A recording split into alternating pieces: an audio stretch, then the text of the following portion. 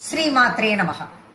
वीरगोष्ठी प्रिया वीरा नैष्कर्म्यान्नादरूपिणी विज्ञानकलना कल्या विदग्धा पैन्दवासना तत्त्वाधिका तत्त्वमयी तत्त्वमर्थस्वरूपिणी सामगानप्रिया सौम्या सदा शिवकुटुम्बिनी सव्यापसव्यमार्गस्था सर्वापद्विनिवारिणी स्वस्था स्वभाव मधुर धीर धीर समर्चिता चैतन्यार्घ्य समाराध्य चैतन्य कुसुम प्रिया सदोदिता सदा तुष्टा धरुणादित्य पाटला दक्षिणा दक्षिणाराध्य धरस्मेर मुखाम्बुजा पौलिनी केवला नर्घ्य कैवल्य पददायिनी स्तोत्र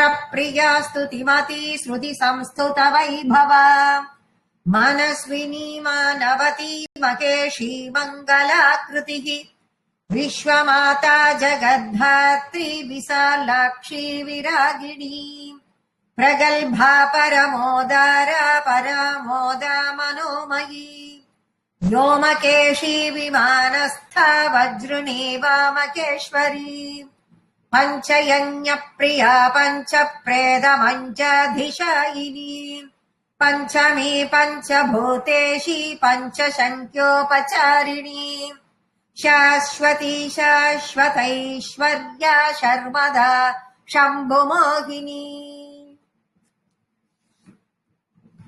வீரகோஷ்டி பிரியா வீரா நைஷ்கர்மியா நாதரூபிணி வீரகோஷ்டி பிரியா. அம்பாளை யாரெல்லாம் வழிபடுறாளோ அவ எல்லாருமே வீரர்கள் தான். அம்பாளை பக்தியோடு வழிபடப்படுறவா எல்லாருமே வீரர்கள், பக்தர்கள். அப்படிப்பட்ட வீரர்கள் கோஷ்டி கோஷ்டியா எல்லாரும் வந்து நம்மெல்லாம் சத்சங்கமா போய் சகஸ்ரநாமத்தை சொல்லும் பொழுது நாமெல்லாம் வீரகோஷ்டி, வீரர்களினுடைய கோஷ்டி. அந்த கோஷ்டியை நம்மளை பார்த்து அவ சந்தோஷப்படுவா. வீர கோஷ்டி பிரியா. அப்ப கோஷ்டியாக இருப்பதுன்னா குரூப்பா இருக்கிறதுன்னு அர்த்தம். அவளை பக்தியோடு வழிபடுபவர்கள் வீரர்கள், நம்மெல்லாம் வீர கோஷ்டி. வீர கோஷ்டி நம்மளை பார்த்து அவ சந்தோஷப்படுறா அப்படின்னு நம்ம எடுத்துக்கணும். வீரா அப்படின்னா அவளே வீரையாகவும் இருக்கா, அவளும் வீரை, அதனால்தான் நம்மள வீரரா பாக்குறா அவ. நைஷ்கர்யா சஞ்சலமே இல்லாதவள், கொஞ்சம் கூட அவளுக்கும் சஞ்சலமே இல்லாம பணியாற்றக்கூடியவள். அவளை போய் அண்டும் போது நமக்கும் சஞ்சலம் இல்லாமல் தெளிவான பார்வையை கொடுப்பாள். நாதரூபிணி நாதத்தின் சுரூபமாக இருக்கக்கூடியவள், நாதத்தினால் மயங்கக்கூடியவள். விஞ்ஞான கலனா, விஞ்ஞானம்னாலே விசேஷமான அறிவுன்னு அர்த்தம். அந்த விசேஷமான அறிவை தரக்கூடியவள். விசேஷமான அறிவுன்னா ஞானம், விசேஷமான ஒரு ஞானம் அப்படின்னா அஞ்ஞானத்தை போக்கி ஞானத்தை தரக்கூடியவள். அப்ப அந்த விசேஷமான அறிவு அப்படின்னு அஞ்ஞானத்தை போக்கி ஞானத்தை கொடுக்குறா அப்படின்னா நமக்கு மனசுக்குள்ள அடங்கி இருக்கிற அந்த தமோகுணம்ங்கிற இருட்ட விலக்கி வெளிச்சத்தை கொடுக்குறா அப்படிங்கறத நம்ம எல்லாத்துலயுமே சொல்லிட்டேதான் வரோம். இங்க அதுலயே இன்னும் விசேஷமான ஞானம் அப்படின்னா அந்த மாதிரி நாம அவளை கிட்ட போக போக போக இப்படி வீரகோஷ்டியாக போக அவள் வீரையாக இருந்துட்டு விசேஷமான ஞானம் என்றால் பிரம்மத்தை அறிய செய்வாள். அதுதான் அங்க விசேஷமான ஞானம், அதுதான் விஞ்ஞான கலனா. கல்யா அப்படின்னா அம்பிகைக்கு கலைகளின் உட்பொருள், கலைகளுக்குள்ள அவளே இருக்காள், கலைகளாகவே அவள் இருக்கிறாள், கலைகளுக்குள்ளேயும் அவள் இருக்கிறாள், அதுதான் கல்யா. விதக்தா, அப்ப விதக்தான்னா பல விதமான எல்லாத்திலையும் நிறைஞ்சு இருக்கான்னு அர்த்தம். எந்த மார்க்கத்துல போனாலும் அதுல தங்கக்கூடியவள். சாதாரணமா பார்த்தா சாதுரியமானவள் அப்படின்னு சொல்லலாம் அவளை. தக்தானா வெறும் தக்தா அப்படின்னா திறமை படைத்தவள் அப்படின்னு ஒரு அர்த்தம். விதக்தானா இன்னும் கூடுதலான ஸ்பெஷல் அப்படின்னு சொல்லலாம், இன்னும் கூடுதலான திறமை, அததான் சாதுரியம் அப்படின்னு சொல்லலாம். விதக்தானா சிம்பிளா டைரக்டா எடுத்துட்டோம்னா சாதுரியமானவள். டைம்லி, அப்ப பிரசன்ஸ் ஆஃப் மைண்ட்னு சொல்றோம்ல, அந்த டயத்துக்கு ஏத்த மாதிரி என்ன பண்ணணும் அப்படிங்கிற அந்த சாதுரியமானவள். அவகிட்ட வீரகோஷ்டியா நம்ம போகும்பொழுது நமக்கும் சாதுரியத்தை கொடுக்கக்கூடியவள். பைந்த வாசனா, பைந்த வாசனா, வாசனான்னா வசிக்கிறாள்னு அர்த்தம்.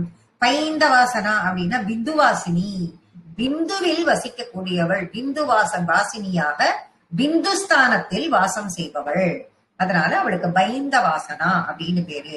அந்த பிந்துஸ்தானம் அப்படிங்கிறது எதுன்னா ஸ்ரீசக்கர பீடம், அதில் இருக்கக்கூடியவள். அந்த பிந்துஸ்தானம் ஸ்ரீசக்கர பீடமாக இருக்கும் பொழுது அந்த பிந்துஸ்தானத்தில் அவள் வசிக்கிறாள் என்றால் அந்த எந்த ரூபத்தில் வசிக்கிறாள்? சிவசக்தி ஐக்கிய ஸ்வரூபமாக வசிக்கிறாள். அதுதான் பைந்த வாசனாங்கிறதுக்கு உள்ள நம்ம கொஸ்டின் கேட்டுட்டு போக போக போக போக நமக்கு அவ்வளவு அர்த்தங்களை அது கொடுக்கும். பைந்த வாசனா. தத்துவாதிகா, தத்துவ அதிகா, தத்துவமயி அப்படின்னு ரெண்டு நாமத்திற்கும் சேர்த்தா மாதிரியான அர்த்தத்தை நம்ம பார்க்கலாம். தத்துவங்கள், தத்துவாதிகானா தத்துவங்களுக்கெல்லாம் அப்பாற்பட்டு இருப்பவள், அவளே தத்துவம். அப்ப தத்துவம் அவளுக்கு என்னத்துக்கு தத்துவம்? அவளே தத்துவம். அந்த தத்துவங்களுக்கெல்லாம் அப்பாற்பட்டு இருப்பவள். தத்துவங்களுக்கு தத்துவமயி அப்படின்னா தத்துவங்களுக்கு தலைவியாக இருப்பவள் அப்படின்னு சொல்லப்படுகிறது. தத்துவம் அயி அப்படின்னு இந்த இடத்துல நம்ம பிரிக்க முடியாது. ஏன்னா ஏற்கனவே தத்துவமயின்னு ஒரு நாமம் வந்துடுது. அங்க அதை தத்துவம் அயின்னு மூணா பிரிச்சுட்டோம். அதனால அங்க பிரிச்சதுனால இங்க அப்படிங்கிற ஒரே நாமமாகத்தான் நம்ம இருக்க முடியும், ஏன் எடுத்துக்க முடியும். ஏன்னா ஒண்ணுக்கு ஒண்ணு எதுவுமே ரிப்பீட் ஆகாதுன்னு நம்ம ஆரம்பத்திலேயே சொல்லியிருக்கோம். சாமகான பிரியா. சாமகானம் பாட்டு, சாமகானத்தினால் சந்தோஷப்படுபவள். சோம்யா அல்லது சௌமியா எப்படி வேணாலும் போட்டுக்கலாம். நம்ம கிளாஸ் எடுக்கும் போதே நான் உங்களுக்கு சொன்னேன். சோம்யா, சௌமியானா அழகானவள்னு நான் அப்பயே மீனிங் சொன்னேன். சோம்யா அப்படின்னா சோம யாகம்னு ஒரு யாகம் இருக்கு. அந்த யாகம் செய்வதால் பிரீத்தி அடைபவள், சந்தோஷம் அடைபவள்னு சொல்லலாம். சோம்யா அப்படின்னு நுனிநாக்குல இருந்து சில பேர் உச்சரிப்பா. அதையே அப்படி உச்சரிக்கும் பொழுது சோம யாகத்தினால் அவள் சந்தோஷப்படுகிறாள்னு அர்த்தம் கொடுக்கும். கொஞ்சம் சுழற்றி உள்ள சௌமியா அப்படின்னு சொல்லும் பொழுதுதான் அது சௌமியாங்கிறத உச்சரிக்கிறோம். தப்பு இல்ல, ரெண்டுத்துக்குமே அழகான அர்த்தங்கள். அழகு, அழகானவள் அந்த அர்த்தத்தை கொடுக்கும். ரெண்டுமே அழகான அர்த்தத்தை கொடுக்கக்கூடியதுதான். அந்த இடத்தில் எதை சொன்னாலும் தவறு கிடையாது. இன்னும் சோம்யா அப்படின்னு சொல்லும் பொழுது சோமன் என்பது உமாவோடு, உமா மகேஸ்வரியோடு கூடிய பரமசிவனின் பெயர். அதுக்கு அந்த பரமசிவனின் ஆதாரமாக இருப்பதால் சோம்யா என்ற நாமமும் சொல்லப்படுகிறது. அதுக்கு இன்னொரு அர்த்தமும் கொடுக்கப்படுகிறது. சதாசிவ குடும்பினி. சதாசிவரின் தர்ம பத்னியாக இருக்கக்கூடியவள். சரி, அது முன்னாடியே பார்த்துட்டோம். சதாசிவ குடும்பினா இப்ப அனுகிரக கடவுள் தான் சதாசிவன். அந்த சதாசிவ கடவுளின் தர்ம பத்னியா மட்டும் இல்லாமல் இவளே அனுகிரக தேவதையாகவும் தேவர்கள் படைப்பவர்கள், காப்பவர்கள் எல்லாரும் அடங்கிய பெரிய குடும்பத்தை காப்பவளாக, அந்த குடும்பத்திற்கு தலைவியாக குடும்பினி இருப்பவள். சவ்ய அபசவ்ய மார்க்கஸ்தா. அததான் சவ்யாபசவ்ய மார்க்கஸ்தா அப்படின்னு நம்ம பார்த்தோம். அதை பிரிக்கணும். சவ்ய அபசவ்ய மார்க்கஸ்தா. சவ்ய மார்க்கம் அபசவ்ய மார்க்கம்னு ரெண்டு இருக்கு அப்படின்னு இதை பார்த்தாலே நமக்கு பிரிச்ச உடனே நமக்கு அர்த்தம் பிரிக்க தெரிஞ்சிடும். அப்புறம் அர்த்தம் என்னங்கிறத பார்த்துடலாம். சவ்ய மார்க்கஸ்தா, அபசவ்ய மார்க்கஸ்தா. இப்ப சவ்யம் அப்படின்னாக்க இடது அப்படின்னு ஒரு பொருள். சில நேரத்துல அதையே வலது அப்படின்னு சொல்வா, இடதுன்னு சொல்வா, வலதுன்னு சொல்வா. ரெண்டு இடத்துலயும் அது யூஸ் ஆகும். சரி, இந்த இடத்துல அதுக்கே ரெண்டு அர்த்தம் உண்டு. இப்ப கல் அப்படின்னு ஹிந்தியில எடுத்துட்டோம்னா நேத்தின்னு சொல்லுவோம், நாளைக்குன்னு சொல்லுவோம். இடத்துக்கு தகுந்த மாதிரி அதை யூஸ் பண்ணிப்போம். அந்த மாதிரி இங்க இடதுன்னு சொல்லுவோம், வலதுன்னு சொல்லுவோம். இடத்துக்கு தகுந்த மாதிரி அதுக்கு அர்த்தத்தை யூஸ் பண்ணிக்கணும். இந்த இடத்துல இடம் அப்படின்னு இடதா, இந்த இடத்தில் வலது அப்படின்னு நம்ம எடுத்துட்டோம் அப்படின்னா சவ்ய மார்க்கத்தை வலது அப்படின்னு நாம எடுத்துட்டோம்னா அபசவ்ய மார்க்கம் இடதுனாகும். இடதுனாகும் பொழுது அது என்ன?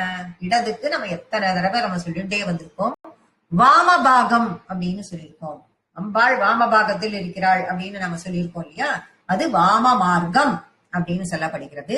சவ்ய மார்க்கம்னா வலது, அபசவ்ய மார்க்கம்னா வாம மார்க்கம். அம்பாள் உபாசனையில சவ்ய மார்க்கம் அபசவ்ய மார்க்கம்னு ரெண்டு இருக்கு அப்படிங்கறத இதை கொண்டு வந்து அம்பாளை உபாசனை பண்ணும் பொழுது இரண்டு மார்க்கங்களின் வழியாகவும் உபாசிக்கிறார்கள்.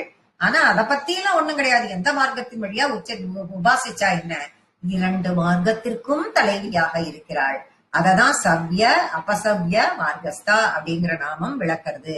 சர்வாபத் வினிவாரிணி, சர்வ ஆபத் வினிவாரிணி. அப்படின்னா இப்ப எல்லாருக்கும் நான் அர்த்தமே சொல்ல வேண்டாம், அவ்வளவு கிளீனா புரிஞ்சிடும். எல்லாவித ஆபத்திற்கும் நிவாரணத்தை தரக்கூடியவள். ஸ்வஸ்தா சஞ்சலமே இல்லாதவள். ஸ்வபாவ மதுரா, மதுரான தேன், மதுரம் இனிமை அப்படிங்கிறதும் கொடுக்கும். மது அப்படின்னா தேன் அப்படின்னு தெரியும். அப்ப தேன் போன்ற இனிமையான, எப்படி எவ்வளவு அர்த்தங்கள் எடுக்கலாம் நாமளே தெரிஞ்சுக்கலாம். மதுன்னா தேன் தெரியும், மதுரம்னா இனிமைன்னு தெரியும். சோ அப்ப தேன் போன்று இனிமையான இனிய சுவாவத்தை, இயல்பை கொண்டவள். தீரா, பண்டிதையாக, எல்லாம் தெரிந்தவளாக. தீரானா தீர்க்கமான அறிவு படைத்தவள் அப்படிங்கிறதுதான் அதனுடைய கரெக்டான அர்த்தத்துக்கு போனோம்னா தீர்க்கமான அறிவு படைத்தவள். எல்லாவற்றிலும் பண்டிதன் அப்படின்னு சொல்றோம்ல, அந்த மாதிரி பண்டிதையாக இருக்கக்கூடியவள். தீரா தீர சமர்ச்சிதா. அப்ப பண்டிதர்கள், தீரர்கள் அப்படின்னா பண்டிதர்கள்னு சொல்றோம். அந்த பண்டிதர்களால் அர்ச்சிதா, அர்ச்சனை செய்யக்கூடியவள், அர்ச்சிக்கப்படக்கூடியவள். இவளே பண்டிதையா இருக்கா. நிறைய பண்டிதர்கள்லாம் இருக்காளோ இல்லையோ, அவளால் அர்ச்சிக்கப்படுபவளாகவும் இருக்கிறாள். சைதன்யார்ய சமாராத்யா, சைத்தன்ய அர்க்ய சம ஆராத்யா. அப்போ சைத்தன்யம் அப்படின்னு சித் ஸ்வரூபம், அதை கொண்டு முதல்ல ஆராதிக்கப்படுபவள். அப்ப சைத்தன்யம் அப்படின்னா என்ன?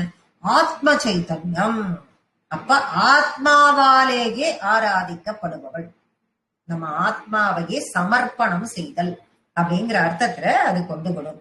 இப்ப நிவேதனம் எல்லாம் பண்றோம். நம்ம எல்லாம் என்ன பண்றோம்? பழங்கள்லாம் நிறைய வைக்கிறோம், அன்னம் வைக்கிறோம், சித்ரான்னம் வைக்கிறோம், குடான்னம் வைக்கிறோம், தஜ்யான்னம் வைக்கிறோம், எல்லா விதமான பழங்களும் வைக்கிறோம், தேன் வைக்கிறோம், பால் வைக்கிறோம், தயிர் வைக்கிறோம். எல்லாமே நிவேத்திய பொருட்களாக வச்சு பானகம் வைக்கிறோம், நைவேத்தியம் பண்றோம்.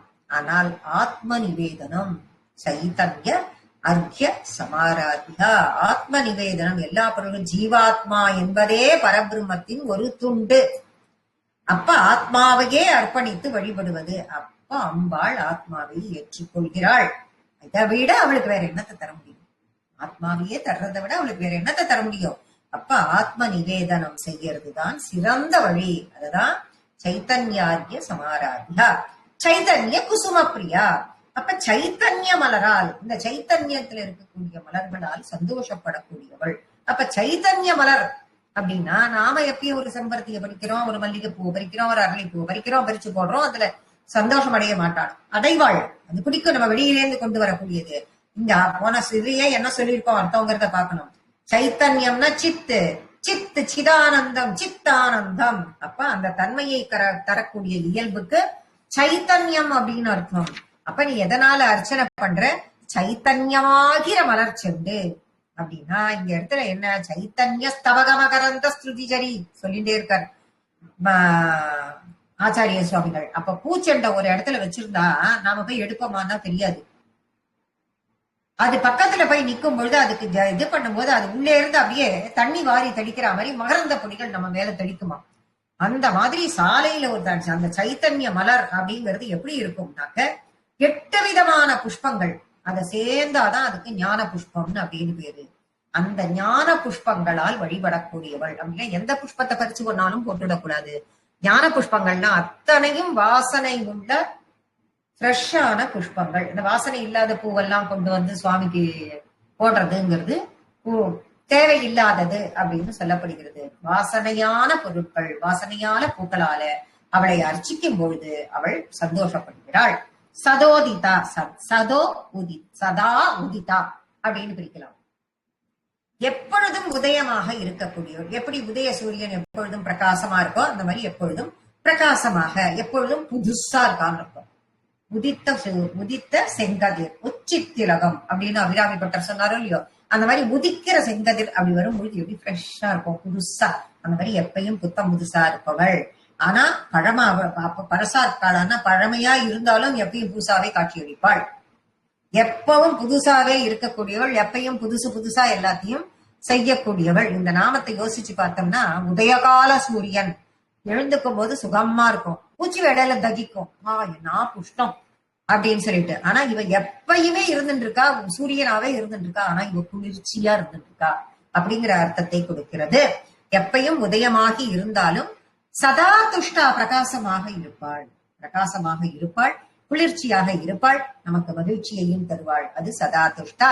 தருணாதித்ய பாட்டலா, தருண ஆதித்ய பாட்டலா. பாட்டலி புஷ்பம், பாதிரி பூ வெள்ளையாகவும் சிகப்பாகவும், வெள்ளையும் சிகப்பும் கலந்த மாதிரி இருக்கும். அதோட பிரைட் பாத்தீங்கன்னா அவ்வளவு பிரமாதமா இருக்கும். அப்படி பிரகாசிக்க கூடியவள் அம்பாள். இது இந்த பிரகாசத்தோடு இருக்கிற கலர் எங்க அப்படின்னா, முதல் மூல விக்கிரக ரூபிணி ராஜராஜேஸ்வரியாக பரிணமித்தாள் இந்த கலர்ல, பாதிரி புஷ்பத்தின் கலரில். அப்படி படைப்புக்கான செம்மையோடு அந்த ஒரு கலரோடு பிரகாசிக்கிறாள். வெளிர்த்த ரெட் அப்படின்னு சொல்லலாம். அந்த மாதிரி ஒரு காட்சி. இளம் சூரியனை போல், அதுதான் பாடலி புஷ்பத்திற்கு, பாதிரி புஷ்பத்திற்கு கலர்னு சொல்றது. வெண்மையும் சிகப்பும் கலந்த கலர்னு. தருண ஆதித்யன் அப்படிங்கறத இந்த இடத்துல கொடுக்கறது பார்த்தா இளம் சூரியன் சொல்றான். ஆனா இதுக்கு அர்த்தத்தை பாஸ்கர ராயர் மத்தியான சூரியன்கிறார். ஏன் அவர் அப்படி சொல்றார்? எல்லாத்துக்கும் இளஞ்சூரியன் சொல்லிட்டு, இளஞ்சூரியன் வரும்பொழுது நீங்க பாத்தீங்கன்னா, வரும்போது அருணன் ரெட்டா வந்துதான் அப்புறம் மேல ஏறதான் உங்களுக்கு கலர் சேஞ்ச் ஆகுங்கிறது அவருடைய அபிப்பிராயமா இருக்கலாம். அதனால அவர் மத்தியான சூரியன்ல பாத்தீங்கன்னா சிகப்பா ஒரே சிகப்பு இருக்கு. அந்த அருணனுக்கு வர சிகப்பு அதுல இருக்காது. அதனால அவர் மத்தியான சூரியனாக, அப்ப வெள்ளையும் சிகப்பும் கலந்த கலர், அதுதான் பாதிரி புஷ்பத்தின் கலர். அந்த பாதிரி புஷ்பம் எங்க இருக்கு அப்படின்னா சொர்க்கத்துலதான் இருக்கு. அது இங்க கிடைக்குமானா இங்க கிடைக்காது. ஆனால் பூலோகத்தில் அந்த பாதிரி புஷ்பம் இருந்த வனம், பாதிரி வனமாக இருந்த இடம், உங்களுக்கு ஒரு ஜஸ்ட் ஒரு மெசேஜ். பாதிரி வனமாக இருந்த இடம் கடலூர். கடலூர்ல இருக்கக்கூடிய அந்த திருப்பாதிரி புலியூர் அப்படின்னு, அதனால்தான் அந்த ஊருக்கே அப்படி பேர், திருப்பாதிரி புலியூர் அப்படின்னு சொல்லிட்டு நம்ம சொல்லுவோம். அங்க இருக்கிற சிவன் கோவில் ரொம்ப ரொம்ப ரொம்ப ரொம்ப ஃபேமஸான கோவில். பாதிரி வனமாக இருந்த இடம் அது. அந்த இடத்தில் அம்பாள் ஆசைப்பட்டு குடிக்கொண்டாள் அப்படின்னு சொல்லிட்டு சொல்லப்படுகிறது. ஆனா இப்போ அந்த மலர்லாம் அங்க இல்ல, எதுவுமே இல்ல. ஆனா பூலோகத்தில் இருக்கக்கூடிய பாதிரி புஷ்பம் எது அப்படின்னா வெள்ளருக்கு. பூலோகத்தில் இருக்கக்கூடிய பாதிரி புஷ்பம் வெள்ளருக்கு. வெள்ளருக்கு எங்கு கிடைச்சாலும் அது பிள்ளையாருக்கு ரொம்ப பிடிச்சது, விநாயகருக்கு ரொம்ப ரொம்ப விசேஷமானது வெள்ளருக்கு அப்படின்னு கொண்டு வந்து நாம சமர்ப்பணம் பண்றோம். இருந்தாலும் அம்பாளுக்கும் அதை சமர்ப்பணம் பண்ணுதல் உச்சிதம். தட்சிணாராத்யா. இப்ப சவ்ய மார்க்கம் அபசவ்ய மார்க்கம்னு பார்த்தோம், வலது இடது அப்படின்னு. அந்த மாதிரி தட்சிண மார்க்கம்ங்கிறது தான் வாம மார்க்கம். தட்சிண மார்க்கத்தில் ஈடுபட்டால், அந்த மாதிரி வாம மார்க்கத்தில் அந்த வழியில் போபவர்கள் அதட்சிண. எதிர் வலது, எதிர் மார்க்கம், வாம மார்க்கம், எந்த மார்க்கத்தில் போனாலும் அந்த மார்க்கத்தில் உள்ளவர்களால் ஆராதிக்கப்பட்டவள், படுகிறவள், எப்படி வேணாலும் எடுத்துக்கலாம். தரஸ்மேர முகாம்புஜா. தரஸ்மேர முக அம்புஜா. முகம் அம்புஜம் அப்படின்னாக்க தாமரை. முகம் அம்புஜமா இருக்குன்னா தாமரை போன்று இருக்கிறது அப்படின்னா எப்பயும் புன்சிரிப்புடன் கூடிய முகத்தாமரையை கொண்டவள். இப்ப அபிராமி பட்டர் பாடும் பொழுது அம்பாளை எல்லாமே தாமரையாவே போடுவார். ஒரு பாடும்போது பதனாம்புஜம், கராம்புஜம், பாதாம்புஜம், முகாம்புஜம் அப்படின்னு எல்லாமே அப்படிதான் அவருக்கு எல்லாமே அப்படிதான் அம்பாளை தாமரையின் சொரூபத்திலேயே அவர் வர்ணிப்பார். வதனமே அம்புஜம், அம்பாளினுடைய வதனமே அம்புஜம், கையில பார்த்தா அம்புஜம், பாதம் தாமரையா இருக்கு, முகம் முகத்தாமரையா இருக்கு, இப்படித்தான் வர்ணிப்பார். முகமாக அப்படிப்பட்ட முகம் அப்படிங்கிற தாமரை எப்பொழுதும் சிரிப்புடன் காணப்படுகிறது. எந்த சூழலையும், எந்த சூழல்ல பாத்தீங்கன்னாலும் இளம் சிரிப்போடு, இளம் புன்னகையோடு, அப்படியே அட்டகாசம் எல்லாம் சிரிக்கவே மாட்டா அம்பாள். மந்தகாச புன்னகை அவளது. அந்த மந்தகாச புன்னகையோடு இருக்கக்கூடியவள் அம்பாள். கௌலினி கேவலா அப்படின்னு அடுத்த 2 திருநாமங்கள். கௌலினி அப்படின்னாக்க கௌலாச்சார மார்க்கம், அதற்கு கௌலாச்சாரம் அப்படின்னு சொல்லிட்டு சொல்லப்படுகிறது. இந்த கேவலா அப்படின்னா கேவலம், கேவல ஞானம் அப்படின்னு பேர். கேவலம்னு தப்பான அபிப்பிராயம் யாருக்குமே வரக்கூடாது, எல்லாம் வசதி. அப்பேற்பட்ட கௌலாச்சார மார்க்கத்தில் வழிபடக்கூடியவர்களுக்கு தலைவி, அதனால அவளுக்கு கௌலினி. கேவல ஞானத்திற்கு அதிபதி, அதனால் அவள் கேவலா. அனர்ய கைவல்ய பததாயினி. அனர்ய அப்பனா கைவல்ய பதத்தை தரக்கூடியவள். அது என்ன கைவல்ய பதம் அப்படின்னு பார்த்தோம்னா மோட்சம் அப்படின்னு சொல்லிடுவோம். அதையெல்லாம் அந்த 4, அதுக்கு போறதுக்கு ஒரு 4 நிலை இருக்கு. அந்த 4 நிலைகளையெல்லாம் தாண்டின கைவல்ய பதம். அப்ப சாலோகம், சாமீபியம், சாரூபம், சாயுஜ்யம். அந்த சாயுஜ்யம்ங்கிற பதத்தையும் தாண்டி இருக்கக்கூடிய மோட்ச பதம், அதுவும் இங்க அனர்ய கைவல்ய பததாயினி. நிலையற்ற, அதுக்கு என்ன மதிப்பு இருக்காங்க, அதுக்கு எல்லை இல்லாத, மதிப்பே இல்லாத அந்த கைவல்யத்தை தரக்கூடியவள். ஸ்தோத்திர பிரியா, அவளை சோஸ்திரம் பண்ணா அவ சந்தோஷம் அடைகிற மாதிரி யார் அடைவா? அதானே லலிதா சகஸ்ரநாமமே. சகஸ்ரநாமத்தை சொன்னாலே போறோம், அவ சந்தோஷம் அடைச்சு அங்கேயே உட்கார்ந்துட்டு இருக்கோம் கேட்டுட்டு. ஸ்துதிமதி, ஸ்துதி எப்பயும் அவளை ஸ்துதி பண்ணிட்டே இருக்கணும். ரொம்ப இனிமையாக இருக்கக்கூடியவள், துதிப்பதினால் சந்தோஷம் அடையக்கூடியவள், ஸ்துதியின் அந்த ஸ்துதிகளுக்கு உள்ளேயே இருக்கக்கூடியவள். யார துதிச்சா எல்லாம் கிடைக்குமோ அப்பேற்பட்டவள் அப்படி எடுக்கலாம். இன்னும் கொஞ்சம் டீப்பா போனோம்னா, யார ஸ்துதி பாடினா நமக்கு எல்லாம் கிடைக்குமோ அப்பேற்பட்டவள் அவள். ஸ்ருதி சம்ஸ்துத வைபவா. இந்த ஸ்ருதிகள், ஸ்ருதினா இந்த இடத்துல வேதம், அது ஸ்துதி, இது ஸ்ருதி. ஸ்ருதினா வேதம். வேதங்கள் நிறைவாக, அத்தனை வேதங்களும் நிறைவாக, வேதங்களை பார்த்து நிறைவாக போற்றக்கூடிய பராக்கிரமத்தை படைத்தவள். இது எல்லாவற்றின் உட்கருத்தாக இருக்கக்கூடியவள். மனஸ்வினி, மனசுல ஒரு தத்துவம், அந்த தத்துவத்தையே இவள் தான் ஆட்சி செய்கிறாள். மனஸ்வினி, மனம் என்னும் தத்துவத்தை, மனஸ் அப்படிங்கிற தத்துவம், அதை ஆட்சி செய்யக்கூடியவள். அதுக்கு அடுத்தது வருது பாத்தீங்கன்னா மானவதி. மனஸ்வினி மானவதி ரெண்டையும் சேர்த்து பார்த்தா, மானம் என்றால் பெருந்தன்மைன்னு அர்த்தம். மானம் என்றால் பெருந்தன்மை. மானம் இருக்கா, மரியாதை இருக்கா, இதெல்லாம் நாம வேற மாதிரி அர்த்தத்தை நம்ம கொண்டு போயிடுவோம். அதுக்கு பெருந்தன்மை அப்படின்னு ஒரு அர்த்தம். மனசிலிருந்து எழக்கூடிய பெருந்தன்மை, மனசிலிருந்து ஒரு உனக்கு பெருந்தன்மை, அதனால நீ அதை எடுத்துக்கல தப்பா அப்படின்லாம் சில நேரங்கள்ல நம்ம வார்த்தையை யூஸ் பண்ணுவோம். அப்ப அது எங்கே இருந்து நமக்கு எழும்பும்? பெருந்தன்மை. அதுக்கு மானம்னு பெயர். மனசிலிருந்து எழும்பும். அப்ப மன்னிக்கும் தன்மைக்கும் மானம் என்று பெயர். அப்ப ஒருத்தனுக்கு மனசார மன்னிக்கணும் அப்படிங்கிறது ஒருத்தனுக்கு இருக்குன்னா, அவனுக்கு பெருந்தன்மை இருந்தால்தான் அவனால மன்னிக்க முடியும். அதற்கும் மானம் அப்படின்னே பெயர். மானவதி அப்படின்னா பெருந்தன்மையோடு ஆதரவு தரக்கூடியவள், அரவணைக்க கூடியவள் அப்படின்னு சொல்லிட்டு, அதுதான் மிகப்பெரிய பிரசாதம். பெருந்தன்மையோடு அரவணைக்க கூடியவள். மனஸ்வினி மானவதி, நம்ம மனத்தின் நிலையாகவும் பெருந்தன்மையாகவும் இருப்பவள். மகேசி, மகேஸ்வரனுடைய தர்ம பத்னி. மகேசி, எல்லாவற்றிற்கும் தலைவி, மகேஸ்வரனுக்கே தலைவியாக இருந்து அவரையே அவருக்கு வழியை காட்டுபவளாக இருப்பவள். மங்களாக்கிருதி, எல்லாவற்றிற்கும் மங்களத்தை தருபவள்.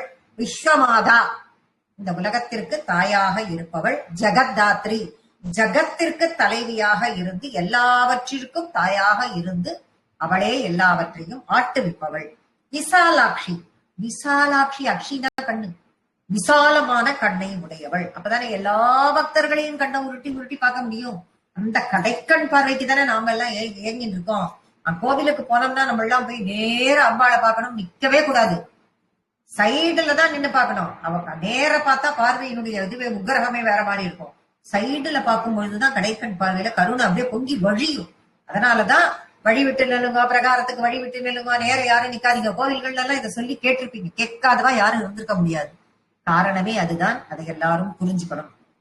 விராகினி, விராகினா வைராகியம் நிறைந்தவள்.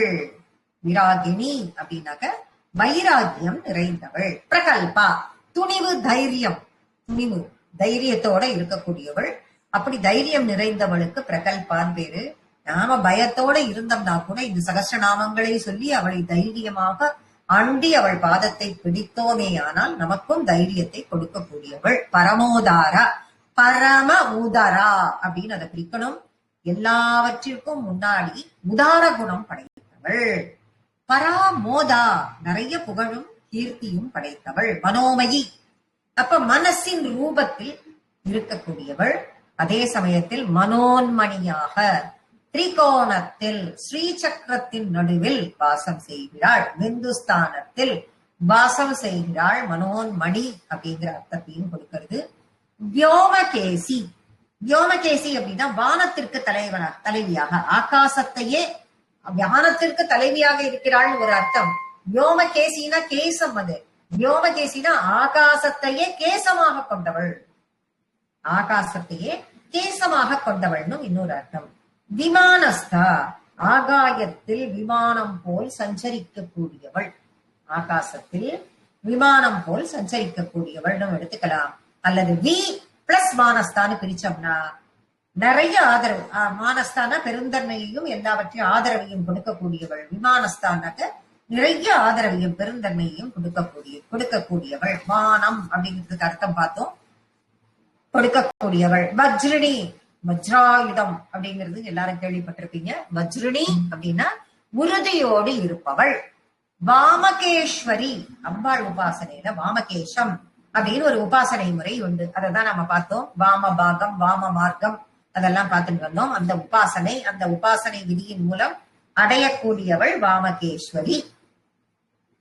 பஞ்ச யஞ பிரியா, பஞ்ச யஞ பிரியா, 5 யஞங்கள். மனிதர்கள் எல்லோரும் செய்ய வேண்டிய யாகங்கள் 5. அதுல பிரியா, அதனால அவள் சந்தோஷப்படுவாள். என்னென்ன யஞங்கள் அப்படின்னா தேவயஞம், பித்ருயஞம், மனித யஞம், பூத யஞம், பிரம்மயஞம் அப்படின்னு இவை 5ஐயும் செய்யும் பொழுது அம்பாள் சந்தோஷம் அடைகிறாள். பஞ்சப்பிரேத வஞ்சாதி சாயினி, பஞ்சப்பிரேதத்தில் அமர்ந்து, அப்ப பஞ்ச பிரம்ம அப்படின்னு நம்ம முன்னாடி பார்த்தோம். பஞ்ச பிரம்மமாக அம்பிகை அமர்ந்திருக்கிறாள் அப்படின்னு பஞ்ச பிரம்மாசனஸ்திதா அப்படின்னு ஒரு நாமத்தை முன்னாடி நாம பார்த்தோம். அதே நாமம் தான் இங்க பஞ்சப்பிரேத அப்படின்னு வந்திருக்கு. காரணம் என்ன அப்படின்னா பஞ்ச பிரம்மம்னு போது அம்பாள் தன்னுடைய சக்தியை எதற்கு கொடுக்கும் பொழுது பஞ்சப்பிரேதம் பஞ்ச பிரம்மமாக ஆகிறது. பஞ்சப்பிரேத பஞ்சாதி, பஞ்சம் ஆதி ஷாயினி, அதில் அமர்ந்திருக்கக்கூடியவள். அதன் பிறகு அதற்கு சக்தியையும் கொடுக்கக்கூடியவள், உயிருக்கும் கொடுக்கக்கூடியவள். பஞ்சமி, அஞ்சஞ்சஞ்சா எதெல்லாம் இருக்கோ அதெல்லாம் அவள் தான். எதெல்லாம் திரையி அப்படின்னா முன்னாடி 3 இருக்கிறதெல்லாம் அப்படின்னு நம்ம முன்னாடி பார்த்தோம். அதே மாதிரி பஞ்சமி அஞ்சஞ்சா இருக்கிறது. பஞ்ச பிராணன்ல இருந்து ஆரம்பிச்சு பஞ்சேந்திரியங்கள், கர்மேந்திரியம், 5 ஞானேந்திரியங்கள், பஞ்சபூதங்கள் இப்படின்னா நம்ம பாக்கிறோம் இல்லையா. எல்லா 5க்கும் எல்லாவற்றிற்கும் ஆதாரமாக இருக்கக்கூடியவள் லலிதாம்பிகை. பஞ்சபூதேசி, பஞ்சபூதங்களுக்கு அதிகாரியாக இருக்கக்கூடியவள். பஞ்ச சங்கியோபச்சாரிணி, 5 விதமான பஞ்ச சங்கிய உபச்சாரிணின்னு பிரிக்கிறோம். பஞ்ச சங்கிய உபச்சாரிணி, அப்ப 5 விதமான உபச்சரணைகள் செய்வதால் சந்தோஷம் அடைபவள். அப்ப 5 விதமான உபச்சாரம் என்ன பண்றோம் அப்படின்னா தூபம் காட்டுறோம், தீபம் காட்டுறோம், கந்தம் இட்டு விடுறோம், புஷ்பம் போடுறோம், நிவேதனம் பண்றோம். என்னத்த நிவேதனம் பண்றோம்? ஆத்ம நிவேதனம். ஆத்ம நிவேதனம் எல்லாம் சாப்பிடறதுக்குரிய எல்லா பொருட்களும் நிவேதனம் தான் பண்றோம். பழங்கள் எல்லாமே நிவேதனம், உணவு எல்லாமே இந்த ஆத்ம நிவேதனமும் பண்றோம். இந்த பஞ்ச சங்கிய உபச்சாரிணி, இப்படி நாம் உபசாரணம் பண்ணால் அதில் சந்தோஷம் அடைபவள். சாஸ்வதி, சாஸ்வதமாக இருக்கக்கூடியவள். சாஸ்வத ஐஸ்வர்யா, நிலையான செல்வத்தை வழங்கக்கூடியவள். சாஸ்வதம் என்ன செல்வம்னு இல்ல, இந்த பக்கமா வந்துட்டு அந்த பக்கமா வட்டியோடு சேர்ந்து வெளியேறும் செல்வம் அப்படிங்கிற அர்த்தம் கிடையாது. சாஸ்வதமா ஒன்னிடமே தங்கக்கூடிய செல்வத்தை தரக்கூடியவள். அப்ப நம்மகிட்டயே தங்கக்கூடிய செல்வம்னா இந்த 100 ரூபாய் நம்மளை விட்டு எங்கேயும் வெளியிலேயே போகாதுன்னு ஒரு டப்பாலேயே போட்டு மூடி வச்சு நீ வெளியில போல சாஸ்வதமா நம்ம கிட்ட தங்கி இருக்குன்ற அர்த்தம் கிடையாது. உங்ககிட்ட வந்து சேரக்கூடிய அந்த செல்வம் என்பது பக்தி. அந்த பக்தியின் மூலமாக நீ அவளை பிடித்து கொள்ளக்கூடிய உன்னுடைய வைராகியத்தின் மூலமாக நீ அவளிடம் சென்று சேர வேண்டிய ஒரு நிலை, அந்த நிலையில் மோட்ச பிராப்தி. இதுதான் அவள் சொல்லக்கூடிய செல்வம். அதுதான் சாஸ்வதமான ஐஸ்வர்யம். சர்மதான சுகத்தை தரக்கூடியவள், சுகமாக இருக்கக்கூடியவள். சம்புமோகினி, சம்புவாக இருக்கக்கூடிய சிவகாமேஸ்வரருக்கு மோகத்தை தரக்கூடியவள். சம்பு அப்படின்னா சம்புவாக இருக்கக்கூடிய சிவகாமேஸ்வரன். அந்த சிவகாமேஸ்வரனுக்கு மோகத்தை தரக்கூடியவள் அப்படிங்கிற அந்த நாமத்தோட நாம இன்னைக்கு முடிச்சிருக்கோம். இன்னைக்கு கிளாஸை இதோட முடிச்சுக்கிறோம். அடுத்த கிளாஸ்ல நம்ம லலிதா சகஸ்ரநாமத்தின் பூர்த்தி அடுத்த சனிக்கிழமைக்கு எல்லாரையும் அடுத்த சனிக்கிழமை மீட் பண்ணலாம். இன்னைக்கு கிளாஸை இதோட முடிச்சுக்கிறோம். ஸ்ரீமாத்ரே நமஹ.